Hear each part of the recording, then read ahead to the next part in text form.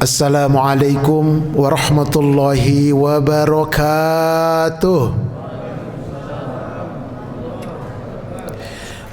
Alhamdulillahi rabbil alamin. Wassalatu wassalamu ala ashrafil anbiya'i wal mursalin, nabiyyina Muhammadin wa ala alihi wa ashabihi wa man tabi'ahu ila yaumiddin, amma ba'd.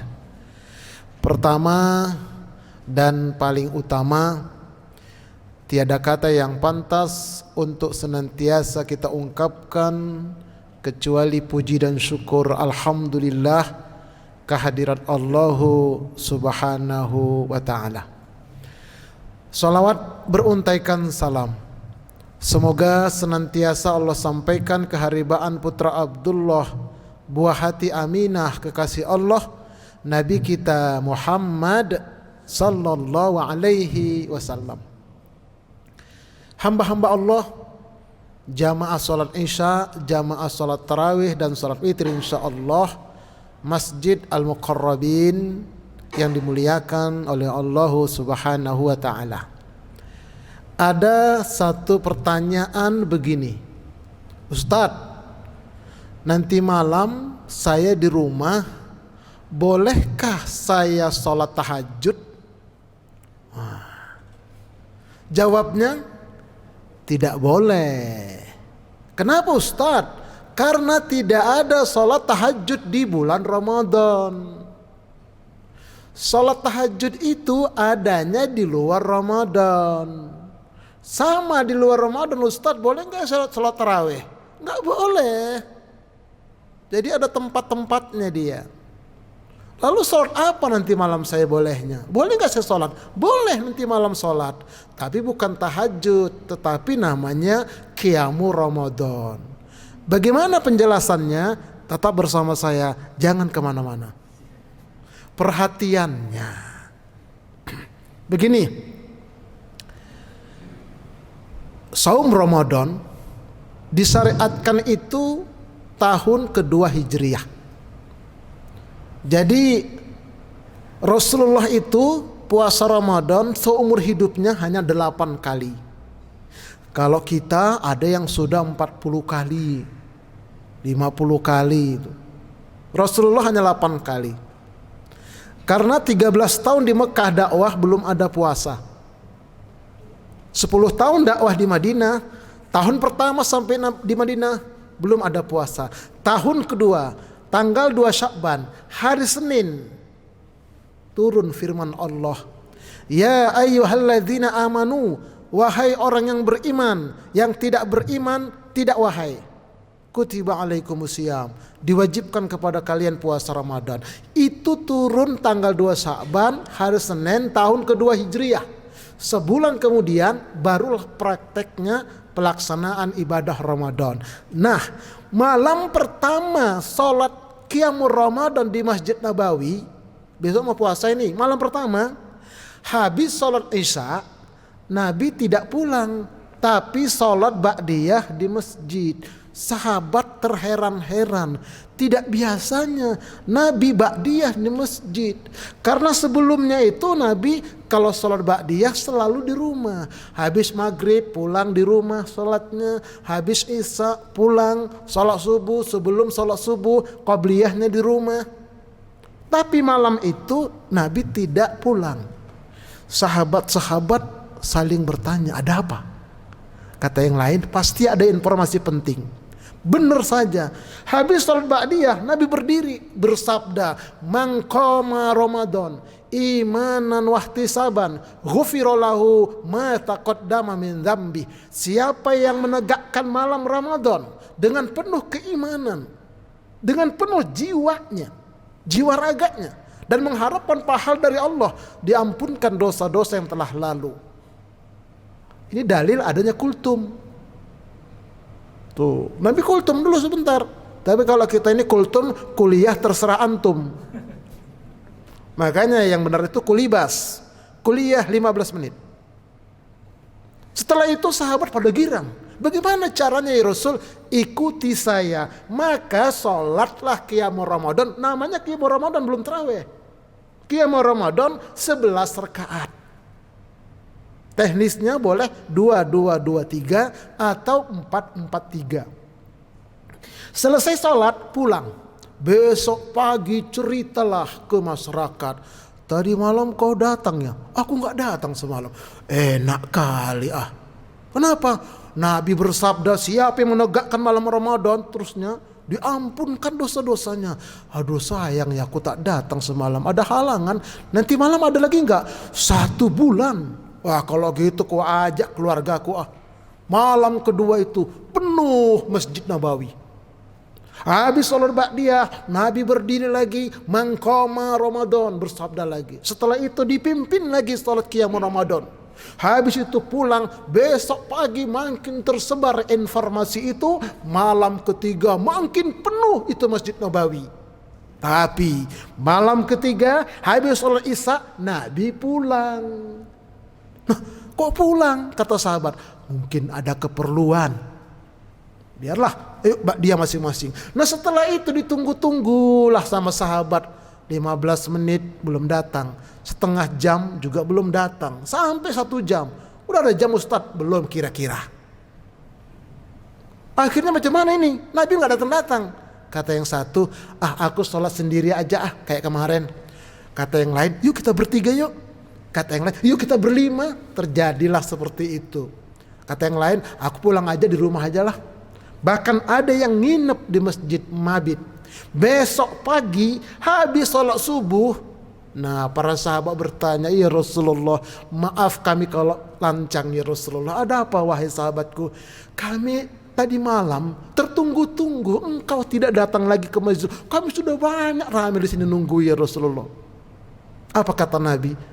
Sesungguhnya aku ini sehat, tidak ada halangan. Tidak ada halangan aku datang menemui kalian. Dan aku tahu yang kalian kerjakan. Karena Nabi ngintip dari dinding rumahnya. Dindingnya bukan tembok begini. Ngintip Nabi.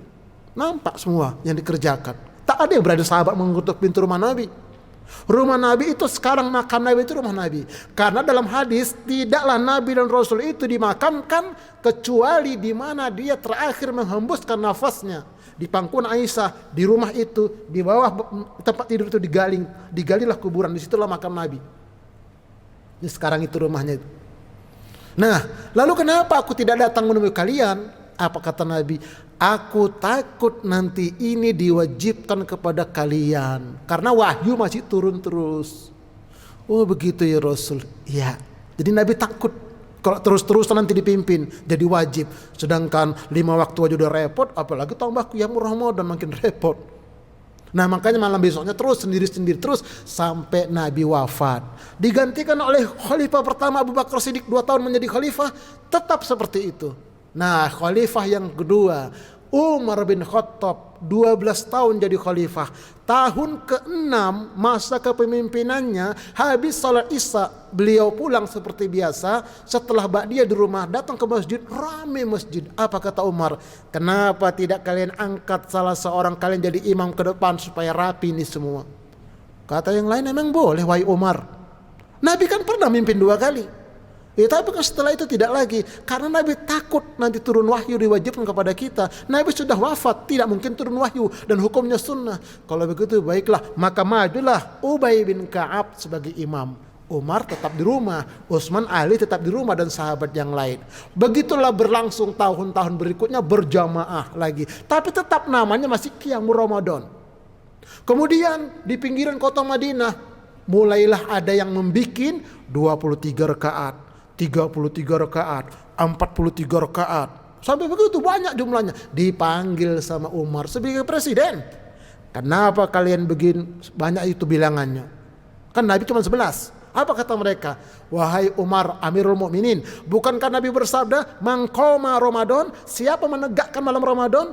Iya, aku tahu itu. Nabi tidak sebutkan bilangan jumlah rakaatnya. Oh iya juga ya. Karena hadis ketiga, pertama hadis pendiaman Nabi. Bilal mengatakan as-salatu khairum minan naum. Nabi diam, jadi hadis. Nabi perbuatan Nabi 11 rakaat. Nabi berucap, Dan paling tinggi kualitas hadis kata ulama-ulama hadis adalah ucapan Nabi. Oh kalau begitu baiklah kata Umar. Masa imam yang 4 barulah ada nama tarawih. Apa arti tarawih? Santai. Maksudnya ya, mereka sholat tarawih itu 4 rakaat, 2-2 atau 4-4. Habis 4 rakaat istirahat, mojok di pojokan, ngeteh, ngopi, makan nasi uduk begitu. Bagaimana? Lanjut lagi. Udah itu santai lagi sampai sahur, jumlahnya bisa 23, bisa 33, itu namanya tarawih, santai dia sampai menjelang sahur. Kalau kita ini namanya qiyamul Ramadan. Begitu loh maksudnya. Sampai sekarang. Nah itu sejarahnya.